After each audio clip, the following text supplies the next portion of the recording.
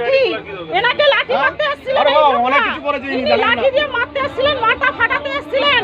এনাকে চিনে নিন, এনার নামটা কি আমি জানি না, আমি ফেসবুকে ছাড়ছি দেখে নিন, এনার নামটা কি চিনি না। ইনি এসে অরাজকতা তৈরি করছিলেন। আমি শুভেন্দু অধিকারীর উদ্দেশ্য বলছি, মাননীয় শুভেন্দু, আমি মানিকদা বলছি, শুভেন্দু আমি মানিকদা বলছি, ট্রেনে যাচ্ছিলাম, তোর পার্টির লোকের দেখ কিভাবে আমার উপর অত্যাচার করতে এসছে। আর আমাদের মানিক ফকিরকে, আপনি মানিক ফকিরকে খুব ভালো চেনেন শুভেন্দু অধিকারী, আপনি জানেন আপনার সঙ্গে সম্পর্কটা। এরা আমাদেরকে লাঠি মারতে এসেছিলেন, লাঠি দিয়ে পেটাতে এসেছিলেন মানিক ফকিরকে। ইনি এনার মুখটা চেনে নেই, ইনি একা, কিন্তু বাকি লোকেরা কিন্তু কেউ অরাজকতা তৈরি করেনি, সবাই প্যাসেঞ্জার, কেউ কোনো অরাজকতা তৈরি করেনি, ইনি একা করেছেন। এনার মুখটা চিনে নিন, ইনি একা, ইনি লাঠি নিয়ে মানিকবাবুর মাথায় মারতে এসেছিলেন। দেখুন, এই ট্রেনে গেদে লোকালে আমরা আছি, এখানে ভেন্ডারে আমাদের মাল যাচ্ছে অন্য জায়গায়, সেইখানে এসে মানিক ফকিরের উপর ইনি হামলা করেন।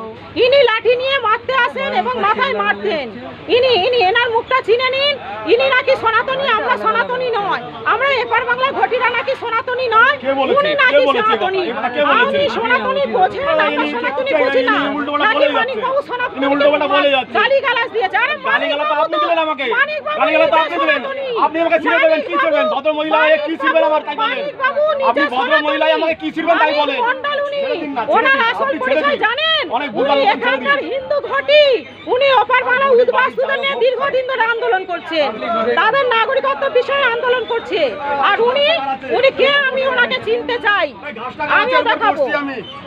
আপনি যেখানে আমার বলবো কি, হ্যাঁ বসুন, ঠিক আছে, আপনি বসবেন কি করবেন জানি না, কিন্তু আপনি যেটা করেছেন খুব অন্যায় করেছেন, এটা আপনি করতে পারেন না। আপনার যদি কোনো কিছু বলার থাকে আপনি কোর্টে যাবেন, আপনি অরাজকতা তৈরি করতে পারেন না।